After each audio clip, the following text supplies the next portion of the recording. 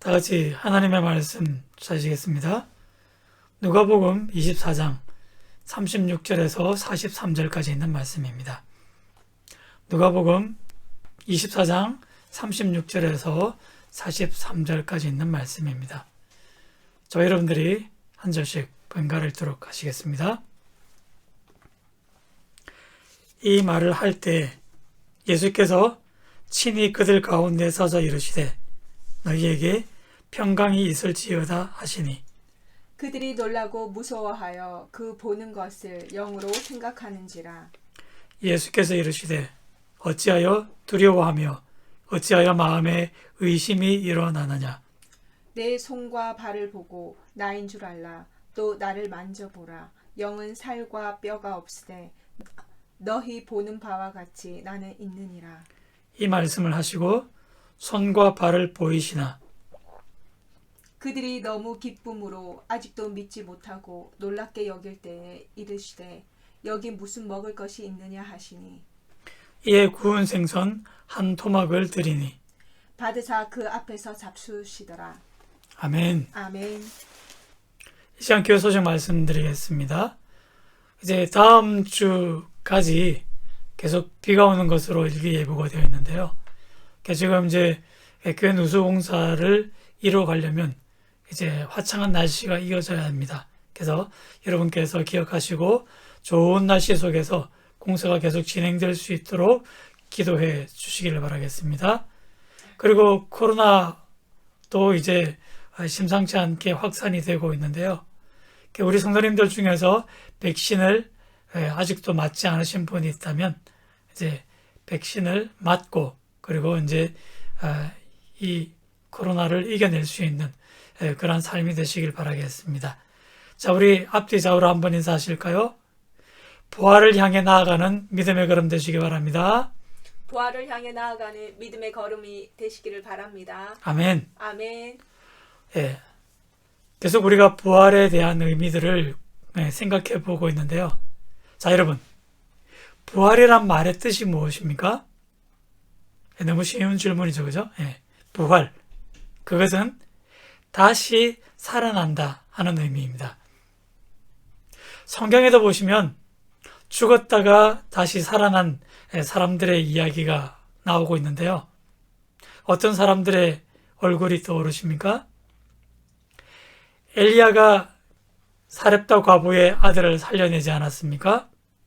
그리고 엘리사도 수넴 여인의 아들을 살리게 됩니다. 신약에 오시면 예수님께서 살리신 사람들의 면면도 우리가 떠오르지 않습니까? 누가 기억나십니까? 예. 해당장 야이로의 딸, 그리고 나인성 과부의 아들, 그 다음으로 우리가 잘 아는 사람이죠. 거지 나사로. 베드로도 가만히 있지 않았습니다. 베드로도 믿음으로 도르가, 즉 다비다라고도 하는 여제자를 살려낸 일이 있고요. 그리고 바울의 설교를 듣다가 2층에서 떨어져 죽었던 청년, 누구죠? 예, 유두고가 다시 살아나는 일도 성경에는 기록되어 있습니다. 그러니까 총 7명의 사람이 죽었다가 다시 살아난 이야기를 우리는 성경에서 읽을 수가 있습니다. 자, 그럼에도 여러분, 그럼에도 이들이 죽었다가 다시 살았지만 그것에 대해 성경은 부활이라고 부르지 않습니다. 자, 이유가 무엇일까요? 예수님의 부활과 이들이 다시 살아나면은 어떤 차이점이 있길래 이 사람들이 다시 살아난 사건에 대해서는 부활이라고 성경이 이야기하고 있지 않을까요? 우리가 분명하게 기억해야 되는 것은요. 이들은 죽었다가 다시 살아났지만 정확하게는 죽기 이전의 모습으로 그저 되돌아갔을 뿐입니다. 중요한 것은요. 이들은 얼마간 다시 살다가 죽음을 경험하게 되어졌다라고 하는 것이죠. 자, 그러니까 여러분, 부활은 단순히 죽기 이전의 상태로 되돌아가는 것이 아니라는 것입니다. 예수님은 부활하시고 분명히 부활의 몸으로 새롭게 변화되셨습니다. 그리고 다시 죽는다면 그것을 부활이라고 부를 수 없다는 것이죠. 영원히 살아야 부활이 되는 것입니다. 오늘 우리가 읽은 본문의 말씀을 보시면 다시 살아나신 부활하신 주님의 모습을 관찰할 수 있게 되는데요. 우리가 오늘 주님의 모습을 묵상해 보면서 우리가 다시금 새롭게 깨달아야 할 부활의 여러 가지 특징들을 함께 살펴보길 원합니다. 자, 주님의 모습을 우리가 쫓아가 볼 텐데요. 부활은 육신과 영혼이 함께 다시 살아나는 것을 의미합니다. 오늘 본문의 말씀은 여러분, 엠마오로 내려가던 두 제자가 이제 주님을 만나고 주님께서 다시 살아나셨노라 그렇게 고백하는 장면, 그 이후에 계속 이어지는 이야기입니다. 지금 이때를 보시면 오늘 우리가 읽은 본문의 말씀 속에서는 정확하게 드러나지 않지만 이제 사복음서를 종합해 보시면요, 지금 제자들은 유대인들이 무서워서 이제 한 곳에 어느 한 집에 함께 모여 숨어 있는 상황입니다. 그런데 그곳의 문은 이제 굳게 닫혀 있는 것이죠. 그런데 그 사이로 예수님께서 자유롭게 문을 통과하셔서 그들 가운데 들어오셔서 너희에게 평강이 있을지어다 이렇게 먼저 인사 말씀을 건네주셨습니다. 이것이 이제 부활하신 그 부활의 몸이 보여주는 하나의 특징이 되겠죠. 시간과 공간을 초월할 수 있는 그 모습으로 예수님께서 제자들 앞에 나타나신 것입니다. 그래서 오늘 본문의 말씀을 보니까 제자들은 그 모습이 영이라고 생각을 하고 있죠.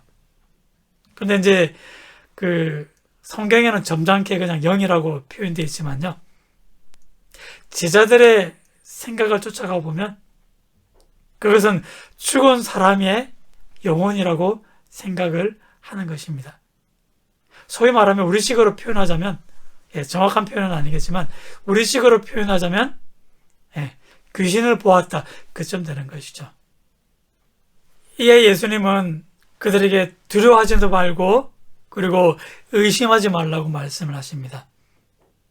그들의 마음의 의심을 걷어내시기 위해서 예수님께서 직접 당신의 몸을 보여주시고 있는 것이죠. 십자가에서 못 박히시고 또 창에 찔리신 그 흔적이 예수님의 손과 발에 그대로 남아 있는 것입니다. 그것을 제자들로 하여금 직접 만져보라, 그렇게 예수님께서 말씀을 주고 있는 것이죠. 그러니까 여기서 분명하게 드러나는 사실이 하나 있지 않습니까? 영혼의 부활만 이야기하는 것은 결코 성경적이지 못하다는 사실입니다. 하나님께는 우리의 영혼뿐만 아니라 육체도 구원의 대상이 된다라는 사실입니다. 자, 여러분, 이 사실이 왜 중요할까요? 흔히들 사람의 생각을 이렇게 살펴보시면요, 영혼이 중요하지 육체는 어차피 썩어 없어질 것이니까 그렇게 중요하지 않다, 그렇게 생각하는 경향이 있다는 겁니다. 우리의 내면에 믿음만 있으면 구원을 받는 것인데 영혼만 구원받으면 되었지 육체는 그저 없어질 것이기 때문에 우리가 세상에서 육체로 행하는 일들은 그렇게 중요하지 않다. 그런 유혹에 빠지기 쉽다라고 하는 것입니다. 그러다 보니 우리 안에서는요, 은연중에 자꾸만 교회와 세상을 분리시킵니다. 그리고 성직과 세상의 일을 단절시키는 그런 마음의 벽이 생기기 쉽다라고 하는 것입니다. 물론 여러분 성경을 보시면 성경도 우리의 영혼의 일과 육체의 일을 구분하여 비교하는 것처럼 마치 그런 가르침을 주고 있는 것처럼 하는 성경의 구절들도 우리가 만나 볼 수가 있습니다. 여러 구절이 있겠지만 우리가 대표적으로 한 군데만 함께 찾아보도록 하실까요? 잘 아시는 말씀인데요. 화면을 통해 띄워드리겠습니다. 로마서 8장 5절과 6절에 있는 말씀입니다. 육신을 따르는 자는 육신의 일을, 영을 따르는 자는 영을 생각하나니 육신의 생각은 사망이요 영의 생각은 생명과 평안이니라. 자, 육신의 일을 따르다 보면 그 결과는 사망이기 때문에 우리가 육신의 일을 버리고 영혼의 일을 따라야 한다. 여기서 분명하지 않습니까? 어찌 보면 자꾸만 성경도 육신의 일과 영혼의 일을 분리시키는 것처럼 보입니다. 상대적으로 육체의 가치를 평가절하하는 것처럼 우리가 생각하기 쉽습니다. 결국 하나님의 구원은 영혼의 문제로만 국한시키게 되는 그런 실수를 범하기 쉽다는 것입니다.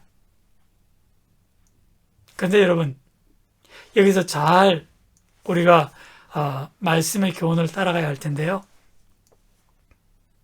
여기서 바울이 이야기하는 영은요, 우리 인간의 영혼이 아니라 성령입니다. 그리고 육신 또한 우리의 몸만 가리키는 것이 아니라요, 타락한 우리의 인간성, 죄의 지배를 받는 인간의 자아를 여기서 육신이라고 표현하고 있습니다.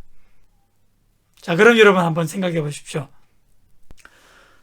그러면 죄의 지배를 받는 것이 비단 우리의 육신뿐이겠습니까?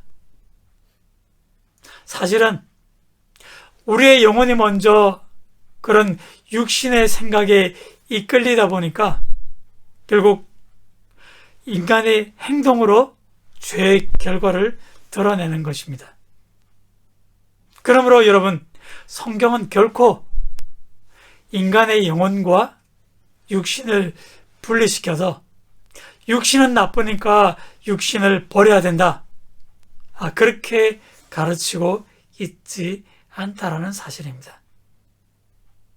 하나님은 우리의 영혼과 육체를 다 똑같이 소중하게 여기시고 구원하기를 원하신다는 것이죠. 그 증거가 바로 오늘 이렇게 육체의 모습으로 다시금 부활하신 우리 주님의 모습입니다.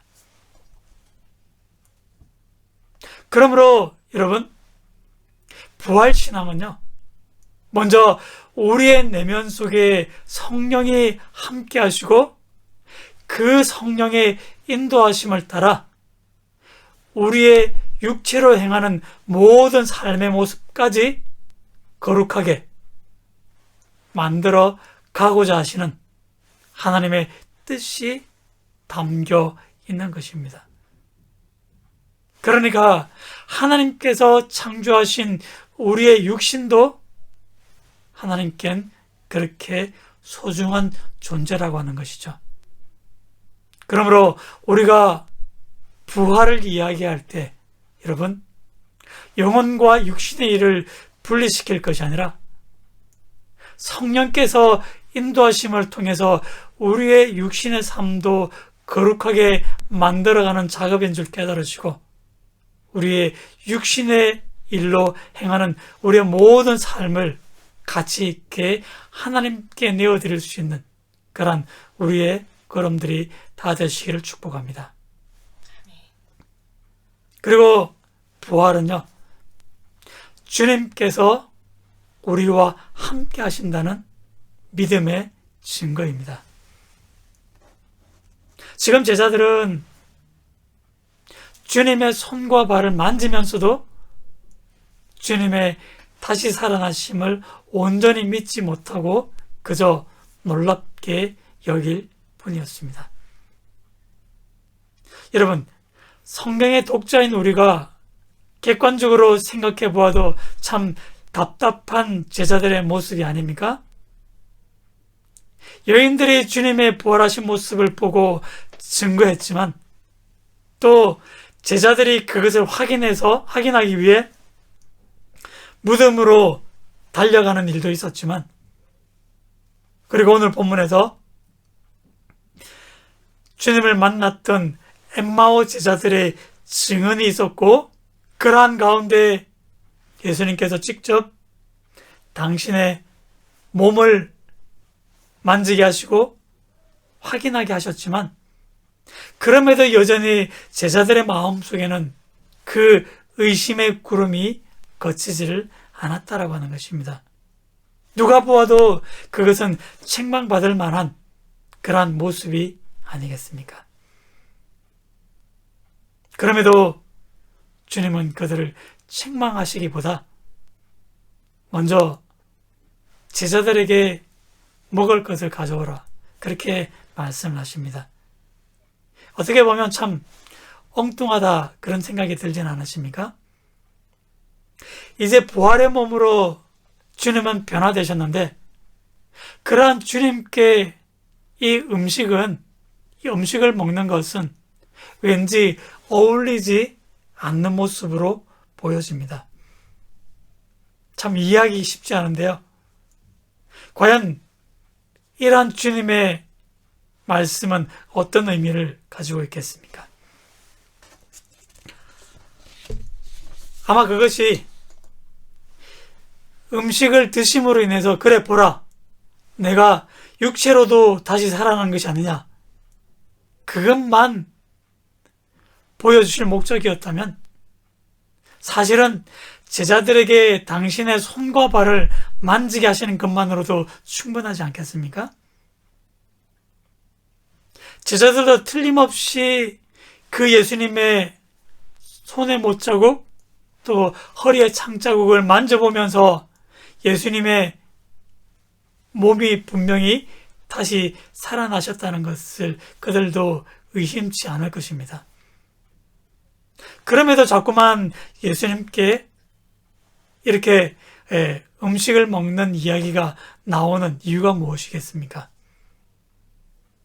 우리가 또 다른 장면을 생각해 볼 수가 있는데요. 엠마오 제자들과 만나실 때에도 그들에게 떡을 가지사 축사하시고 그리고 떡을 떼어 그들에게 나누어 주신 일이 있습니다.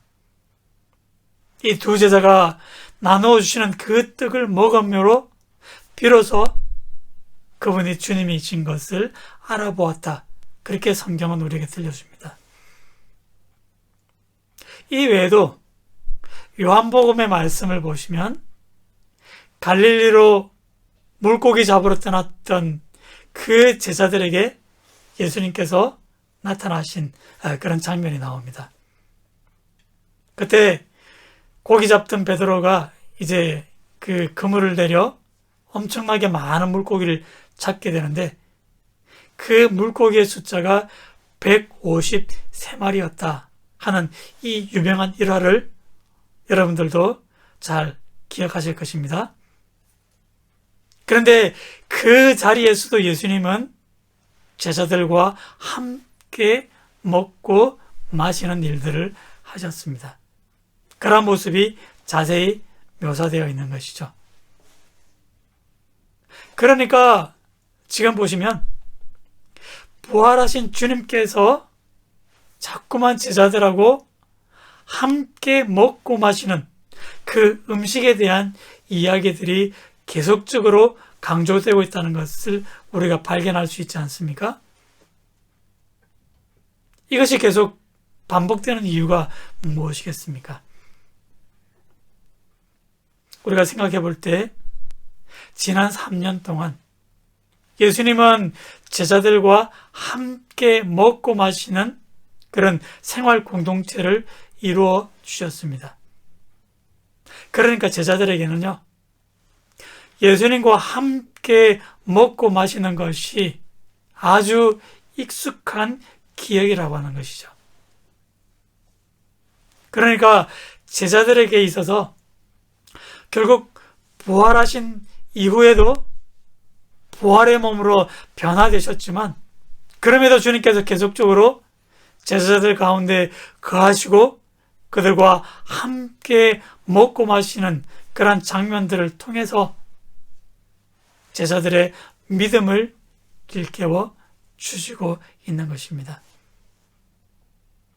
지난날 제자들과 함께 하셨던 그 시간들을 계속적으로 떠올리시게 하심으로써 틀림없이 내가 너희들과 함께 하였던 메시아라는 사실들을 그들의 마음속에서 계속 각인시켜 주시기 위해서 이처럼 성경에는 주님과 제자들이 먹고 마시는 그런 이야기들이 사용되고 있는 것입니다.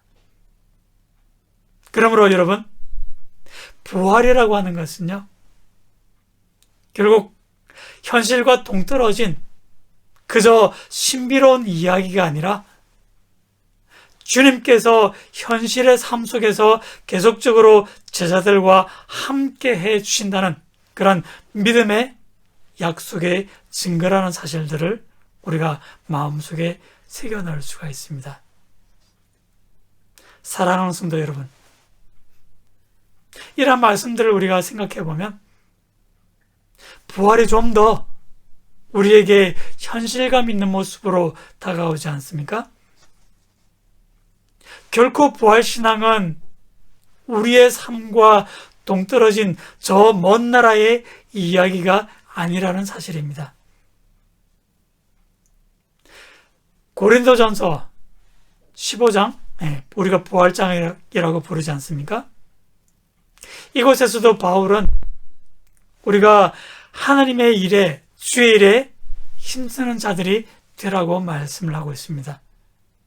그러면서도 이러한 육신의 수고가 헛되지 않을 것은 장차 우리의 육신도 부활의 몸으로 새롭게 태어날 것이기 때문이라는 사실입니다. 그러니까 여러분, 결코 우리의 육신의 일도 우리가 내어버릴 수 없는 것은 이 육신의 일을 우리가 잘 감당함으로써 주의 일을 힘쓰고 그렇게 수고를 아끼지 않을 때 하나님께서는 우리의 그 모든 삶을 또한 구원의 대상으로 여기시고 우리를 그 부활의 기쁨으로 인도해 가실 것이라는 사실입니다. 그러므로 여러분, 부활하신 주님께서 먹고 마시는 그 삶 속에서 제자들과 함께 해주셨던 것처럼 이제 오늘날 우리의 삶 속에서는요, 또 다른 보혜사 되신 성령께서 우리의 먹고 마시는 삶에 함께 해 주신다는 것입니다. 그 목적이 무엇입니까? 우리를 그 온전한 부활로 인도해 가시기 위함입니다. 그렇기 때문에 그 영광스러운 목표를 향해 오늘도 한 걸음 한 걸음 달려가는 우리의 삶이라는 것을 우리가 결코 잊지 말아야 할 것입니다. 그런데 우리가 이 부활의 목표로 나아가자면 그 중간 과정 속에서 어쩔 수 없이 고난과 또 나중엔 육체의 죽음이라는 그런 달갑지 않은 대상을 만나게 될 것입니다. 틀림없이 그 관문을 통과하게 될 것입니다. 그럼에도 불구하고 결코 우리의 육신과 또 그 육신으로 살아가는 우리의 현재 삶이 헛되지 않을 것은 결국 부활의 몸으로 우리가 변화될 때 우리의 육신의 몸도 함께 할 것이기 때문입니다. 그러므로 이러한 믿음의 깨달음이 있다면 우리가 육신의 삶을 가벼이 여길 것이 아니라 그 거룩한 목적으로 달려나가는 이 삶의 경주를 인내하시고 그리고 기쁨으로 우리의 부활의 완성을 향해 달려갈 수 있는 우리의 모든 믿음의 걸음들이 다 되시기를 주님 이름으로 간절히 축복을 드립니다. 기도하시겠습니다. 사랑의 아버지 하나님, 우리가 영혼은 거룩한 것이지만 육체는 썩어 없어질 것이요 세상에 속된 것이라 그렇게 이원론적으로 생각하기 쉬운 그러한 인생의 삶을 걸어가고 있지만 그러나 하나님께서는 우리의 영혼뿐만 아니라 우리의 육신도 구원의 대상으로 여기시고 그리고 나중에 그 부활의 아침에 우리의 몸도 주님처럼 그 영광의 부활의 몸으로 변화시키실 것을 믿습니다. 이 약속이 주어져 있기에 결코 우리가 한 발 한 발 내딛는 인생의 걸음들을 가벼이 여기지 아니하고 그 영광스러운 부활에 이르기까지 우리가 믿음으로 달려갈 수 있는 우리의 모든 인생의 걸음들이 될 수 있도록 주님 복의 복을 다하여 주옵소서. 감사를 드렸고 모든 말씀 우리를 사랑하시는 예수님 이름으로 간절히 기도드리옵나이다.